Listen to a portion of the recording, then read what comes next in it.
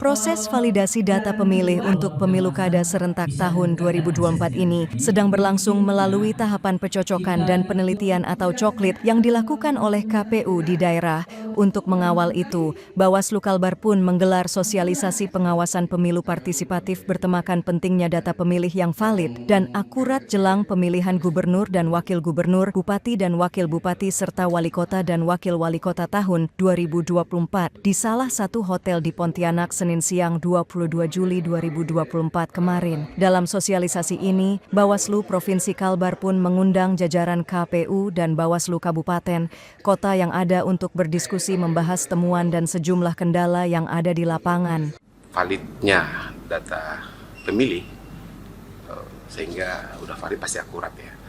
Jadi kami mengundang Divisi Pencegahan dan Humas kalau di Bawaslunya. Dari KPU kami undang dari Ketua Divisi Perencanaan Data dan Informasi. Dan kedua divisi ini baik maupun Bawaslu maupun KPU. KPU itu adalah secara teknis mereka untuk menyiapkan data-data pemilih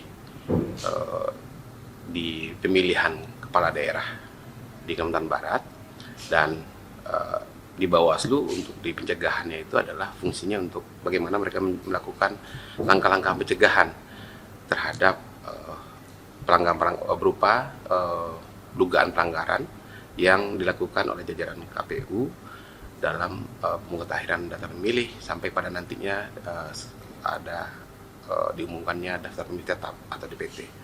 Dalam upaya pengawasan tahapan coklit yang sedang berlangsung saat ini, Ketua Bawaslu Kalbar Mursyid Hidayat mengatakan pihaknya tak hanya melakukan pengawasan melekat terhadap petugas pantarlih di lapangan, tapi juga melakukan uji petik terhadap sejumlah warga yang dicoklit oleh petugas. Selain kami mengawasi secara melekat terhadap petugas pantarlih, kami juga melakukan yang namanya uji petik.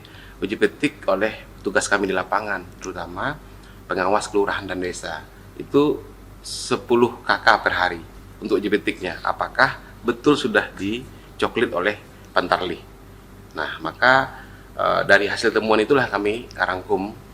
Kami pada hari ini akan membicarakan dengan KPU bagaimana kalau seandainya masih datanya belum divalidkan, belum diserap. Sosialisasi ini menghadirkan narasumber, yakni Ketua Jadi Kalbar Umi Rifdiawati dan Komisioner KPU Kalbar Suryadi. Ketua Bawaslu Kalbar Mursyid mengajak semua pihak, termasuk kalangan media massa, untuk bisa menjadi partner dalam rangka pengawasan sebagai bagian dari kesuksesan Pilkada serentak tahun 2024 di Kalbar. Karenanya sejumlah pimpinan media massa pun turut diundang dalam sosialisasi ini. Anwar Pon TV memberitakan.